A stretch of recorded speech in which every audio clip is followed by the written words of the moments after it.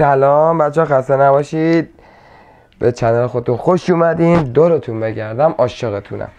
خب بچه ها زیاد پرحرفی نکنم. ویدیو امروز آموزشیه و بچه هایی که یا آقایون خانمایی که هر کی به صنعت برق علاقه داره، این قسمت زیرکار نصب هالوژن رو که ما لوله کشی ها رو چجوری میاریم، لوله ها رو چجوری میبریم، فرمو میذاریم تو سقف، چجوری تقسیم میکنیم، همه اینا رو آموزش میدم.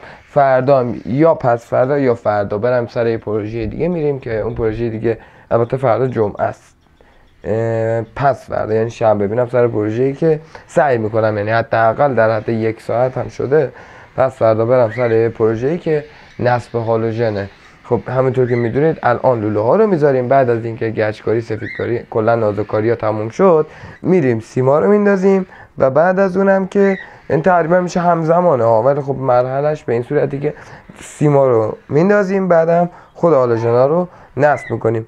بعد از نصب هالوژن میایم پایین، سرخطا رو سرهم بندی میکنیم داخل قوطی ها و کلیدهای مربوطه رو میبندیم به همین راحتی. خب الانم زیاد پرحرفی نمی کنم، بریم سر وقت ویدیو.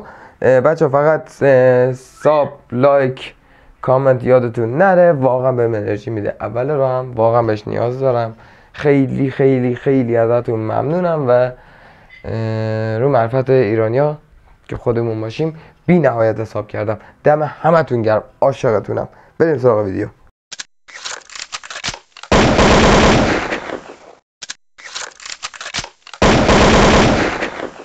خب بچه ها جون، همینجور که میبینید این سرخطمونه. یه خورتو ما اول پروژه تو هر اتاقی خب طبیعتا این روشنش یه کلید داره.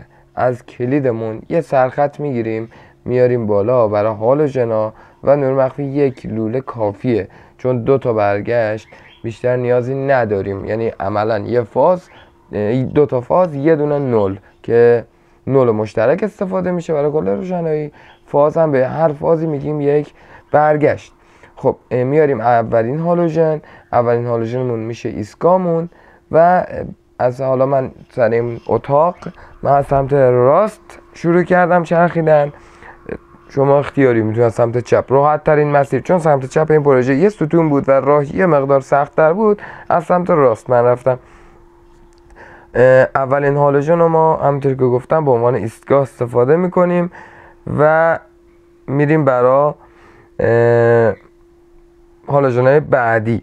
هالوژن‌های بعدی به این صورت میشه که سری میشن، همه پشت هم، یکی بعد از دیگری به هم راه میدیم. خب نگاه کنید الان یه ایستگاه اینجا ما داریم، 4 تا لوله داخلش میبینید. این 4 تا لوله یکی اومده، یکی میره برای هالوژن بعدی، یکی برای نور مخفیه و یکی هم رفته با هالوژن قبلیش که این باشه. خب خرطومی که اومده برای نور مخفی رو دیدین. یه دونه لوله ما از هالوژن این قسمت باید بیاریم وسط برای آویزمون که من همیشه سعی میکنم برای آویز یه دونه مسیر لوله جدا بیارم، بهتره تا اینکه با هالوژن مشترک باشه. هم سیم کمتری استفاده میشه، همین که موقع سربندی کمتر اذیت میشیم.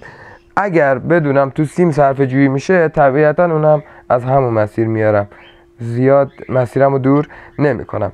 خب این ببینید راویسکاری، تو مرحله راویسکاریه که ما فرما رو میذاریم، لوله ها رو میذاریم. از همونطور که گفتم سیم و نصب میره برای بعد گچ. حالا من این اتاق رو الان سعی میکنم برم واحده، فکر میکنم طبقه پایین، آره پایینه، طبقه پایین که گچ شده روش، البته خاک گچ نه سفید هم شده.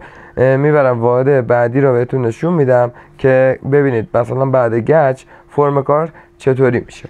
پس متوجه شدین دیگه. از سرخط قوطی کلیدمونه، یه دونه لوله یا خرطومی یا فلکسی، هر چی که ناظر برق پروژه بگه، میاریم به اولین هالوژن یا نور مخفی. نزدیکتر هر کدوم بود مسیر، هرچه نزدیکتر و کمتر که زانو بخور خم داشته باشه، خب طبیعتا تو سیم کشی ما راحت تریم. میاریم اونجا و یه مسیر میبریم برای آویز وسطمون، یه مسیر برای نور مخفی و هالوژن هم به صورت سری به هم وصل میشه.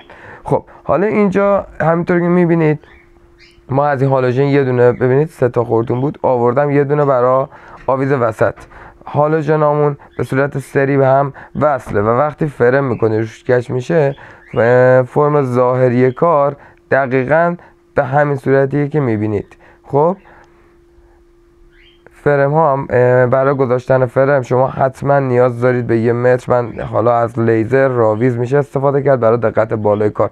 دقت کنید واقعا مهمه تو نمای کار، عملا مهمترین قسمت میشه گفت بعد از مبحثم فنیش که سیم کشی هست. مهمترین قسمت ظاهر کارتونه که فرما داخل یه خط باشه، کج و کوله نباشه، اندازه ها همه فیکس یه دونه باشه. شما اگه لیزر دارید بهتر، اگر ندارید یه راویز، یه ریسمون، یه نخ ببندید جوابه. اگه اونم نمیتونید اینجا مثلا 2 تا ارزشه یا واقعا انقدر تعداد بالا نیست که بخواین هی ریسمون ببندین، که من پیشنهاد میکنم بیشتر از 3-4 تا شد حتما ببندین، ولی خب 2 تا 3 تا ارزش نداره.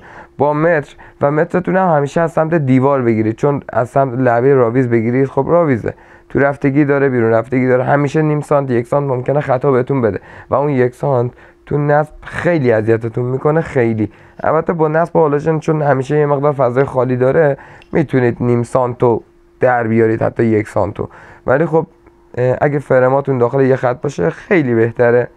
خب این راه رو هم که بهتون نشون دادم دیدید از همون قانون پیروی میکنه. این هم حاله.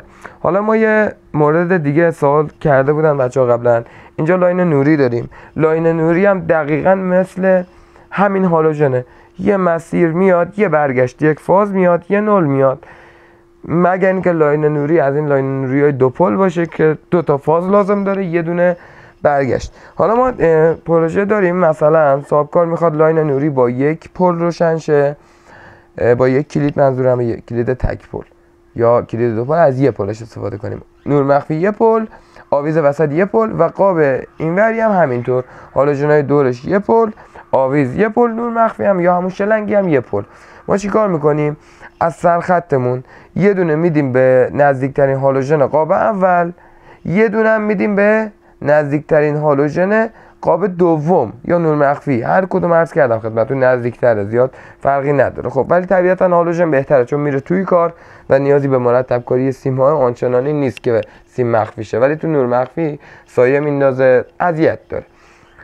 و اگه برای قاب دوم مسیرش با مسیرهای هالوژن قاب اول توی یه راستا بود، یعنی انتهای قاب اول میخورد به ابتدای قاب دوم، میتونید خرطومی جدید نذارید، از همون خرطومی استفاده کنید و 3 تا فاز دیگه که لازم دارید برای هالوژن، لاین نوری و نور مخفی رو ببرید و آویز وسط البته.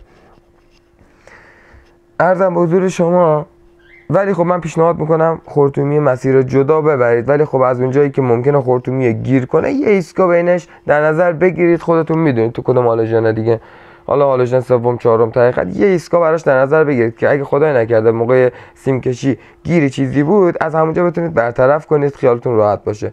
اینی هم که میگم از یک خرطومی استفاده نکنید برای 2 تا قاب مجزا، برای اینه که واقعا شلوغ میشه، موقع سربندی اذیت میشین. فکر کنید 6 تا 7 تا برگشت یعنی فاز لازم اومده، خب شما یه رنگشو لازم دارید و فرض رو بر این بگیرید که صاحب پروژه یا مهندس یا هر کی براتون رنگ‌های مختلفو نتونه. خب 6 تا رنگ سخته تهیه‌اش. یه دونه آبی داریم که برای نول، کاری به اون نداریم. 6 تا رنگ دیگه به جز آبی رو بخواد براتون فراهم کنه سخته، اذیت میشه.